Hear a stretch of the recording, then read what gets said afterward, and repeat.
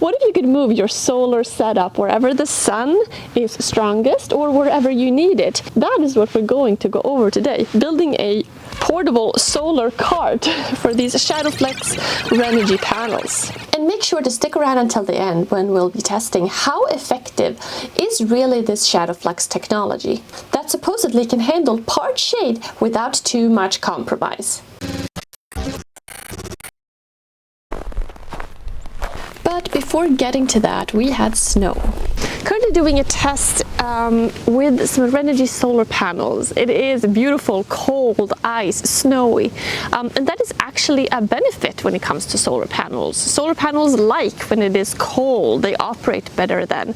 And with the snow on the ground, we have more reflection, we have more light coming towards them. So currently I have 5 of the Shadowflux panels on the ground.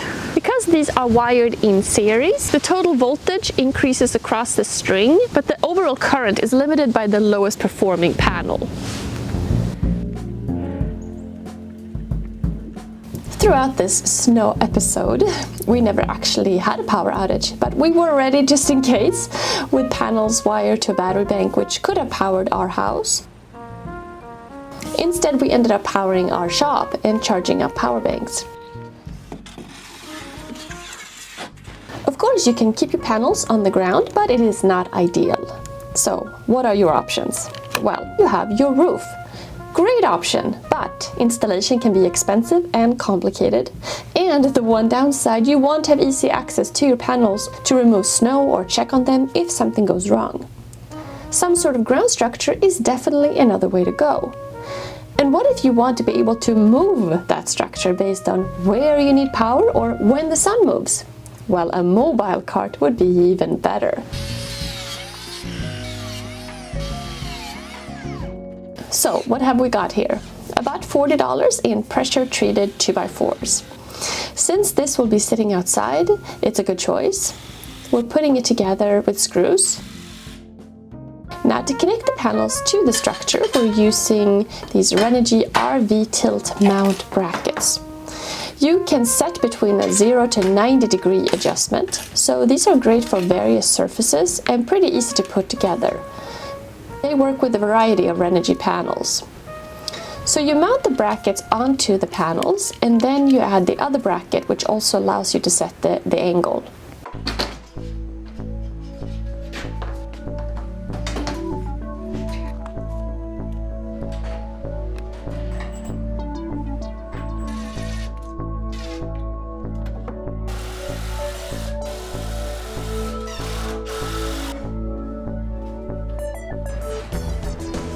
Okay, perfect.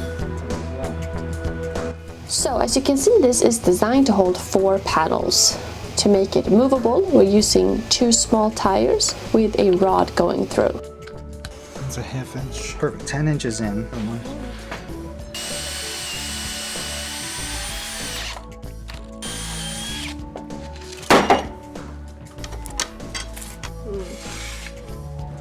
Yeah.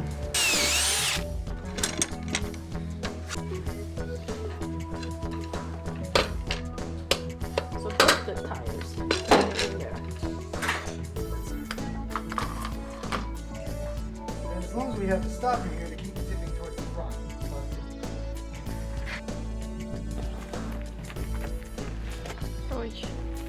We have an aluminum rod with a steel rod on the inside. It goes through. It is inset here, but it doesn't come out on the other end. And then we need to cap it on this side.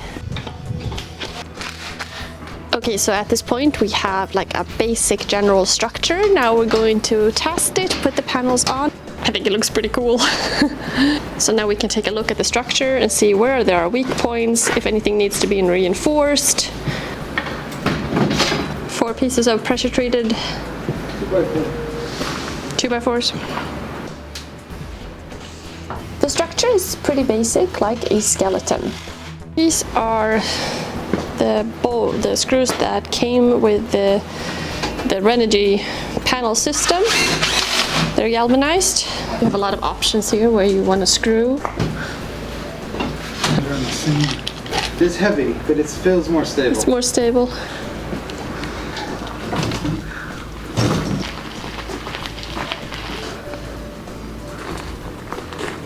no, it's definitely movable. It is actually pretty stable. We added a bit more support, a few more support pieces, and that made a big difference. Maybe it needs a few more, but overall not too bad. It's like a massive amount of solar. What do you think the angle is? 30-ish, 35. 35? It's not ideal, but it's better for the winter.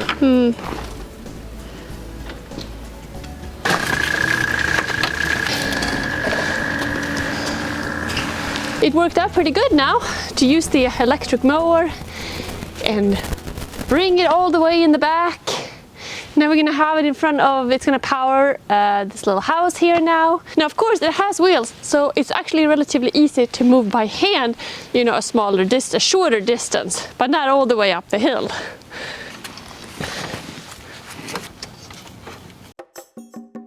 This house does not have power, it's completely powered by solar.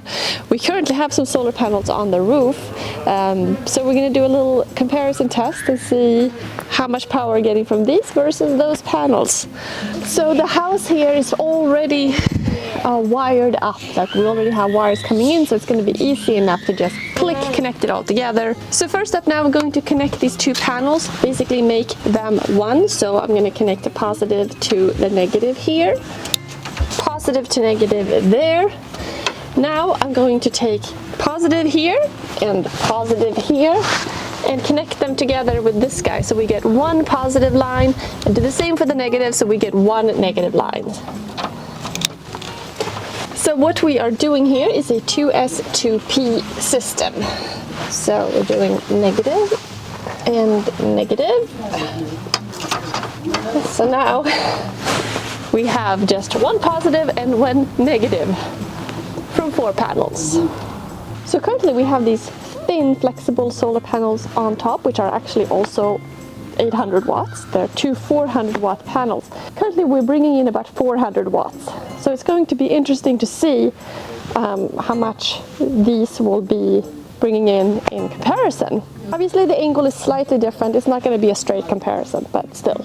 So this is the parallel connector. You could connect more panels together if you wanted it. Now I have wires coming here from our house. We already have it set up for solar. So these are 10 gauge Renogy wires. I'm just going to connect them together and immediately we should be in business. We should be seeing power coming into the little house. Okay, connected. Okay, we're getting 652 watts coming in. Wow, that's pretty cool. So the previous panels that we had on the roof were getting 400, they're in the exact same spot, and these are getting over 600 watts. So that is quite the jump. 650. 650!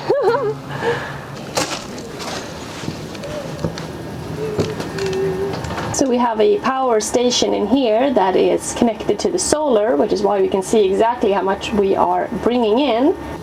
And this is the little house we built, which is getting all of its current power, lights, heater, fan, everything from the sun.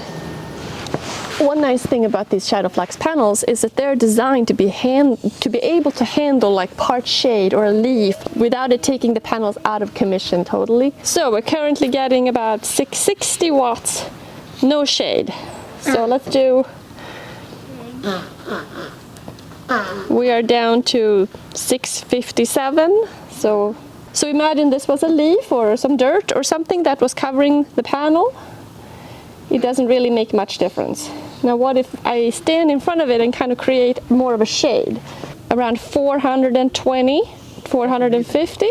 Another thing to realize here is that these two are connected as one panel and these two on top are connected as one panel. So when I'm standing here and creating shade on these two panels, we're actually affecting like both panels, right? Both of the two panels.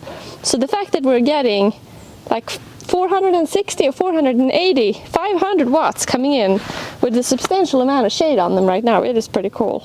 What if I created shade on just the bottom system? 430. I mean, because this is the situation for most people. You're most likely not going to have a spot where you're getting 100% sun all the time. You know, there's a little bit of a shadow, trees, whatever.